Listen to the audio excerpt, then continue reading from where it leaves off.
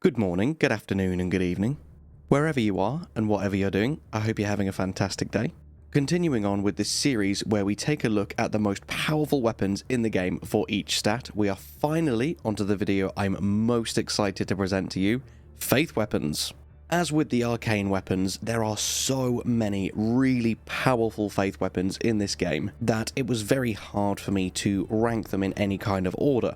So I'm just going to give you my top 11 faith weapons, 10 melee and 1 ranged, in no particular order, and then wrap it up by covering the most powerful sacred seals as well. Because of course incantations are a huge part of any faith build. So let's get straight into number 1, the Blasphemous Blade. Though most of these weapons are in no particular order, of course the Blasphemous Blade is probably one of the most powerful weapons in the game. And I'm not just talking faith weapons, I'm talking out of everything. The reason being, it's insanely strong Ash of War that Taker's Flames. If you didn't know, the Blasphemous Blade will heal you for 4% of your max HP plus a flat 40 health every time you kill an enemy whilst holding this sword. And just to clarify, this doesn't even need to be the sword that killed them, it can even be in your offhand on your back whilst you're dual wielding another weapon instead. Combine this with the Taker's Flames, which on hit, not just on kill, but on hit, will restore another 10% of your health plus 150 HP on hit.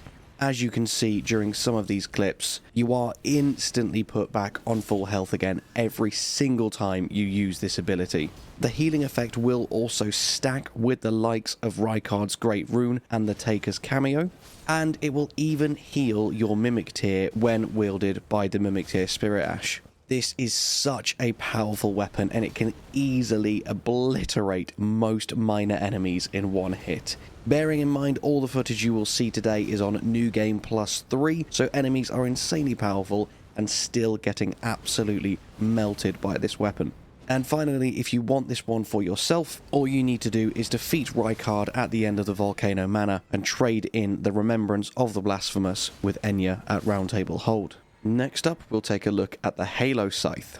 You will notice with this video that I am venturing way further into the game than with the previous videos in this series because I am so much more confident with the power of faith weapons than any other stat. You can tell the developers of FromSoft absolutely adore Faith and really go hard into it with every single one of their games. And the Halo Scythe is no exception. This is one of the most powerful and slept on weapons in the game. It is the only weapon in today's video that you will need to grind if you do want to use it.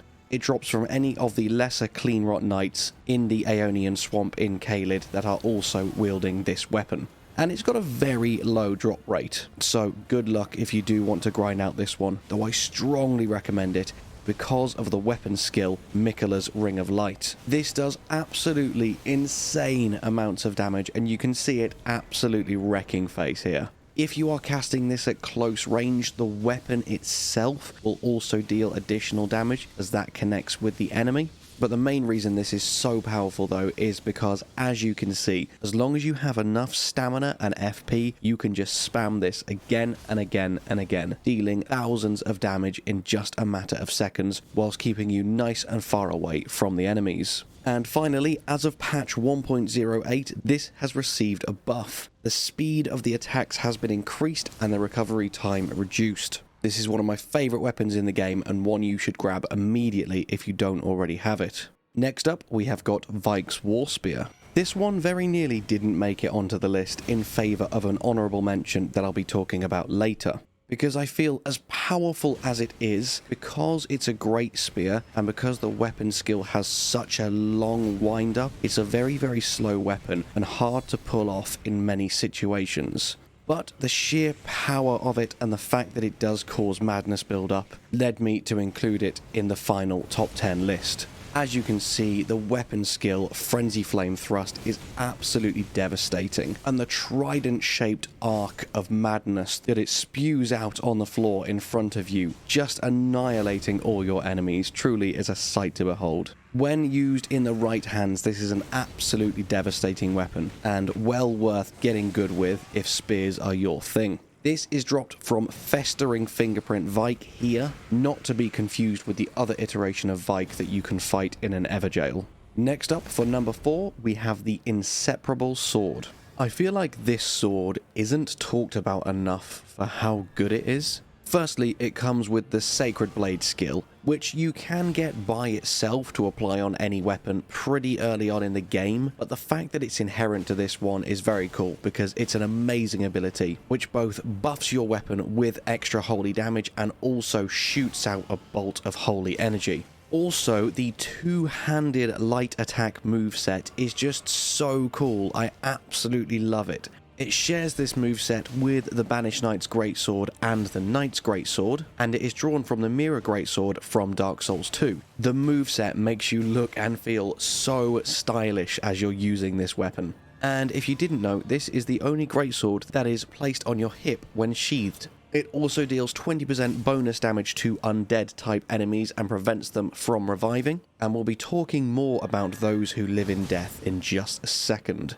But finally, to round off this awesome sword, it actually has the highest attack rating of all holy damage greatswords in the game with just pure faith. Meaning above the base requirements, you do not need to invest any more stat points into strength or dex, meaning you can have a really big, powerful greatsword while still going for a primarily pure faith build. And finally, this can be looted from the Prince of Death's throne after giving Dee's brother the twinned armor. Please note, you must have completed Fia's questline and defeated Lich Dragon Fortisax and received the Mending Rune of Death to be able to loot this sword. Now, with all of this talk about death, let me just go on a couple-minute rant about stopping those who live in death from reviving. And maybe someone in the comments can shed some light on this for me, because from the research that I did, it just confuses the hell out of me. You'll be seeing 6 weapons during this short clip. So firstly, to get those who live in death to stay dead, you either need to hit them once more again while they're down, or kill them with certain weapons or buffs. And this is where the rant begins. At first, I thought it was holy damage that took them down, so I tried out Siluria's Tree, which deals both regular and holy damage. However, neither the weapon nor the Ash of War takes out skeletons first try. So I thought, okay, it must be weapons that only deal holy damage that takes them down. So tried out the Coded Sword, full holy damage, but that still didn't work. I thought, okay, let's give that another go and try the Cypher Parter, because that also deals 100% holy damage. Nope, that is still not making them stay dead.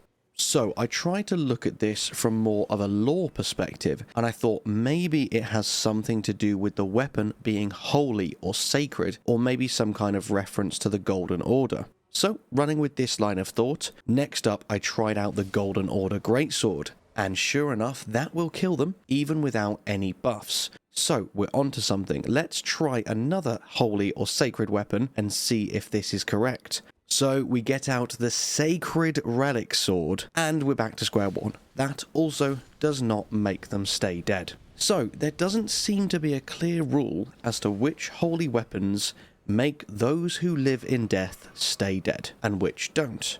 Which finally led me to test out the capabilities of buffs, both incantations and Ashes of War, and I stumbled upon the beauty that is the Golden Epitaph. And it's for this reason and many more why the Golden Epitaph is number 5 on our list. But let me just quickly finish off this rant first. With this sword, you can use any weapon, even if they deal 0 holy damage, and buff yourself with the Last Rites Ash of War to make all of the skeletons go down and stay down first try.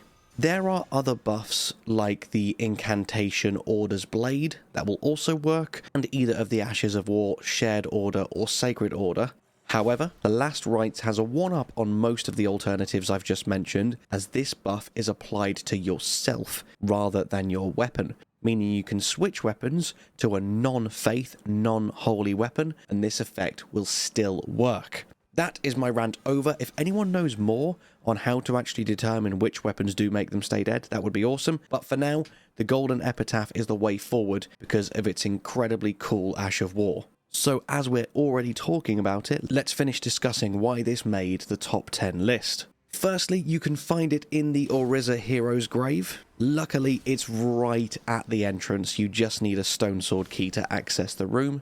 And as I've already said, it's amazing for dealing with undead enemies, preventing them from reviving and dealing plus 30% damage. With the Last Rites Ash of War, this can be doing insane amounts of holy damage even very early game. On top of that, the sword itself looks absolutely awesome, and dual-wielding straight swords is one of the coolest power stance movesets in the game. So wield something like the coded sword alongside it can make for some really stylish looking gameplay. Pushing all of the faith weapons to their limits for this video really taught me to love this weapon. I think it's absolutely amazing and definitely one you should grab and try out in your next playthrough.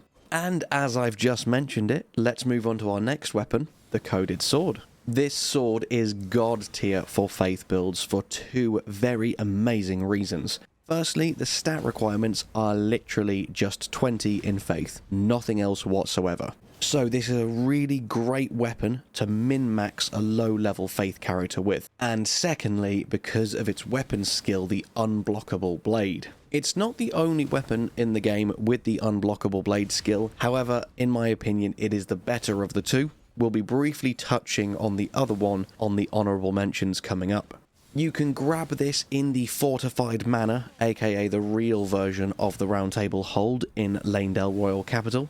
And its weapon skill, along with the fact that it is one of very few weapons in the game that deals pure holy damage, can make this fairly unassuming weapon an absolute powerhouse in certain situations. Most obviously, fighting any enemies that use shields, they become absolutely trivial. And because its damage is purely holy, it benefits greatly from the talisman Sacred Scorpion Charm. So if you're going for a pure holy faith build, make sure you grab that as well.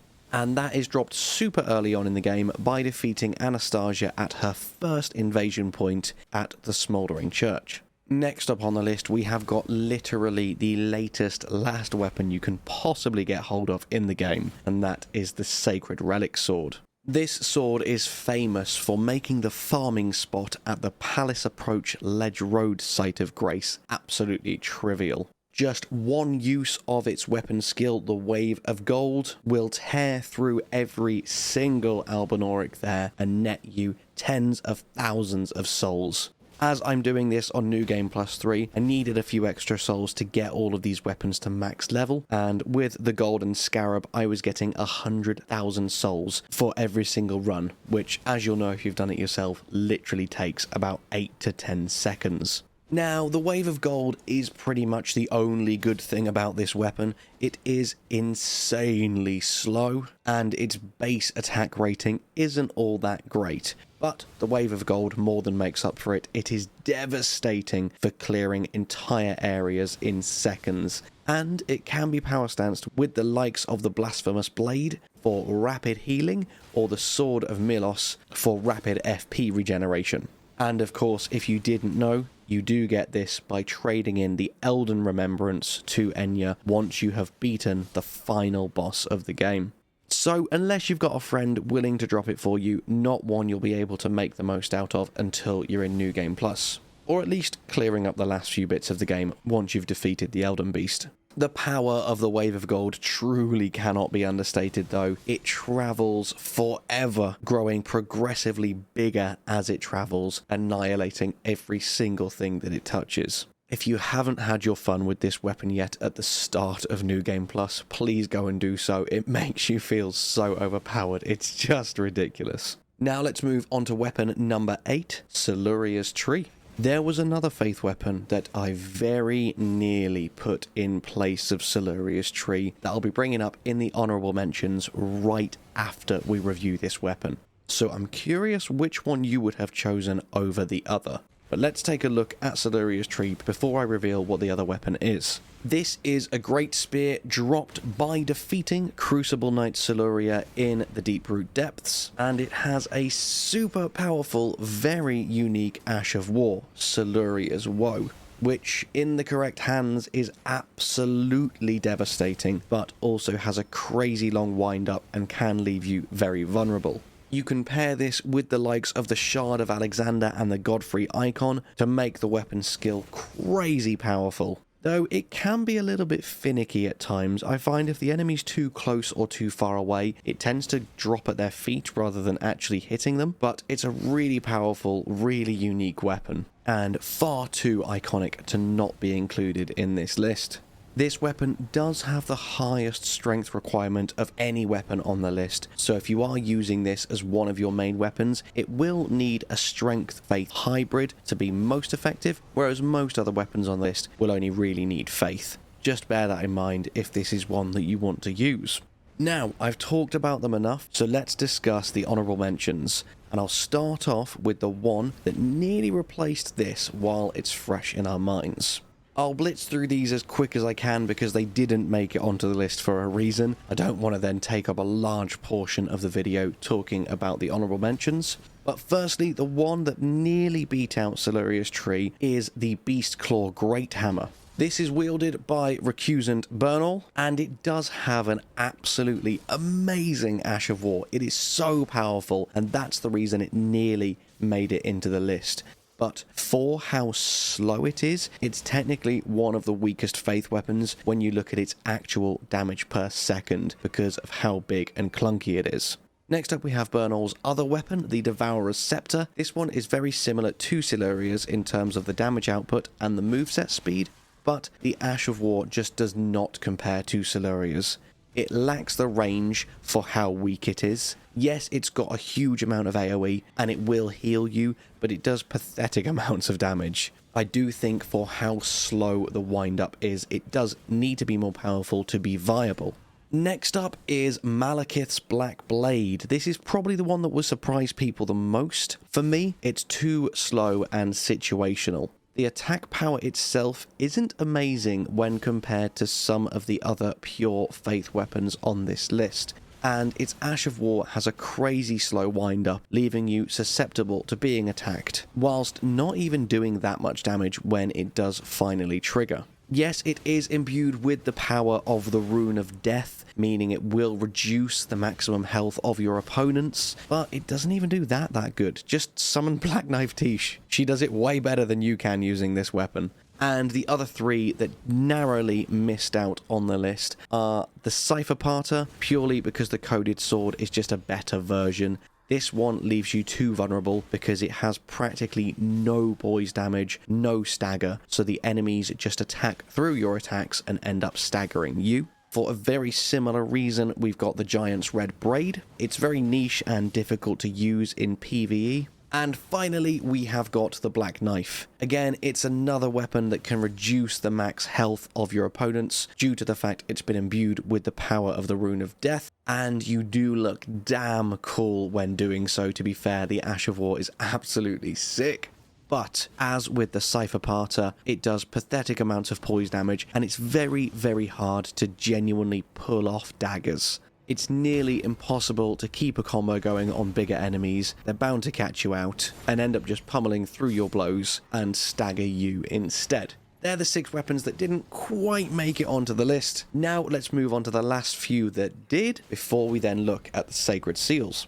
The main reason the Golden Order Greatsword beat out a few of the honourable mentions is because the follow-up attack of the Established Order weapon skill is kind of like a mini version of the Sacred Relic Sword. So it gives you a taste of that powerful, awesome, giant sweeping arc before you get to the end of the game. It is a bit annoyingly placed. By the time you get this weapon, most of the late game enemies are quite resistant to holy damage, so it is kind of redundant at the point in the game that you get it. But reviewing it objectively, and considering you can then start to use it right at the start of your next playthrough, fully upgraded, brings that utility back and makes it a really solid weapon choice for certain areas in the game.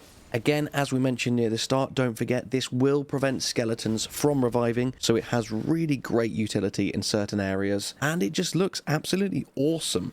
Though, I would just like to point out, and I'm sure many people have pointed this out before me, it's quite a heavy weapon, considering the fact it says it's made of pure light. Since when did light get so heavy? Light should not weigh 10. I am a little bit biased towards this sword and feel like maybe the Beast Claw Great Hammer should have beaten it out, but it just looks so awesome. I mean, it's modelled after the Elden Ring itself. It's such a cool weapon. It's one of the legendary armaments. It had to be included in the list. It's very, very badass. And I should mention, it is dropped by the Misbegotten Crusader in the Cave of the Forlorn in the Consecrated Snowfields. We'll now move on to the last melee weapon on the list, then one ranged weapon, and then the Sacred Seals. And the last melee weapon is the Magma Worm Scale Sword. Like Siluria's Tree, this is the other weapon on the list that benefits just as much, maybe even more, with strength than it does with faith. And if you do a really solid hybrid of like 60 strength, 40 faith, along with applying your Golden Vow and your Flame Grant Me strength buffs, you can get the weapon skill Magma Guillotine to do upwards of 3,000 damage per hit. If you really tailor your build to this weapon, it is absolutely devastating, truly. The weapon skill itself is almost impossible to interrupt, and because you crouch down before you attack, you can avoid so many attacks. And especially when it's just completely on accident, it makes you feel so cool when you do so. The Magma Guillotine has to be one of the strongest weapon skills in the game, and it also leaves a pool of lava that will continue to hurt enemies who are stood in it. The only problem for me is that the moveset, especially the jumping attacks when you are two-handing, are incredibly short range, deceivingly so, and until you get used to this weapon, if you switch out to this from using another weapon for quite some time, you will miss so many of your jumping attacks until you get used to it. It really does have a very, very short range with them jump attacks. For its fairly high stat requirements, this is actually dropped surprisingly early on in the game by defeating Magma Worm Makar in the Ruin-strewn Precipice, which is the alternative way to get to the Altus Plateau. As I say, if you tailor your build to this weapon, it's an absolute powerhouse, and if you haven't done so already, go and try it out. Its weapon skill can deal devastating amounts of damage, truly. Now we'll quickly take a look at the only ranged faith bow in the game, the Erdtree bow, and then look at your options for seals. There isn't much to say about the Erdtree bow. Unlike the intellect bow that intelligence users get and the arcane bow that arcane users get, this doesn't seemingly have any super awesome, wholly infused abilities. It is just a bow that scales with faith. Therefore, if you want to use a bow, but you're a faith user, this one will deal a little bit more damage for you than a regular bow. It's the only faith bow in the game, which is why I left it on this list, but honestly, if you want to use a bow, just use the black bow. There is no better option. I just wanted to give a little shout out to the only faith bow in the game before we move on to the last and arguably most important part of the video. So let's finally dive into Sacred Seals. Even more so than with staves, the passive effects of Sacred Seals are quite important depending on which incantations you are using. For example, if you're primarily using Dragon Cult incantations, which is basically lightning spells, there is no better seal for you than the Gravelstone Seal. But let's assume you're using a variety of incantations throughout your playthrough and look at them all objectively. If that is the case, then for the most part, the standard finger seal will carry you through most of the game. At maximum faith and maximum upgrade level, it has the third highest incant scaling in the game, and only just barely misses out on the second spot. It doesn't have any particular buffs or passive effects for any particular school of magic, but it is very, very strong, very, very powerful indeed. The next one you want to aim for, I've already covered, especially if you're using lightning incantations, that is the Gravelstone Seal. It has slightly lower incant scaling at max level, but because of the boost it gives to lightning spells, this is very, very, very crucial if that's the build you're going for. However, the top two, beating out all others in terms of incant scaling, are the Godslayer's Seal and the Erdtree Seal. The Erdtree Seal does have the most incant scaling in the whole game and is the most powerful seal out of all of them when you have maxed it out and have maximum points in faith. But as with the finger seal, it doesn't give any passive effects to any particular incantations. And that is why, if you are planning on using any of the Godslayer incantations, the Godslayer's Seal is the one for you. It still has the second highest incant scaling in the game, so still holds up no matter what incantations you are using. But if you are using any Godslayer incantations, which is anything that uses Black Flame, it will increase that damage by a further 10%, which is absolutely significant when you're talking thousands of points worth of damage. The Godslayer Seal is actually found super early on in the game near the Rampart Tower Site of Grace here in Stormvale Castle, and I'll just quickly call out the locations of the other 3 most important seals. In no particular order, the Finger Seal is the starting seal for both the Confessor and Prophet classes, and can be purchased from the Twin Maiden Husks at Roundtable Hold for 800 runes. Next up, the Gravelstone Seal is just here in Lanedell and is dropped by the Lanedell Knight wielding the spear. And finally, the Erdtree Seal is found at the Volcano Manor on a corpse in a cell near the Omen Killer enemy below the Prison Town Church Site of Grace. As I say though, all seals do hold their own for their respective groups of incantations. So if you're using mainly Giant's Flame incantations, use the Giant Seal. If you're using mainly Frenzied Flame incantations, use the Frenzied Flame Seal, etc, etc. They're just the top 4 if you're talking more generically. And that is it for every single faith thing in the game that you want to make sure you grab so that you can absolutely smash up the DLC exactly as FromSoft intended, because they are clearly hardcore fanboys of Faith. And finally, I would just like to give a very quick shout out and thank you to all of our YouTube members and especially our Patreons. I really, truly appreciate all of the support you give the channel. Thank you so much. And as always, thank you so much for watching. I hope you have an amazing day, and I'll see you in the next one. Bye bye.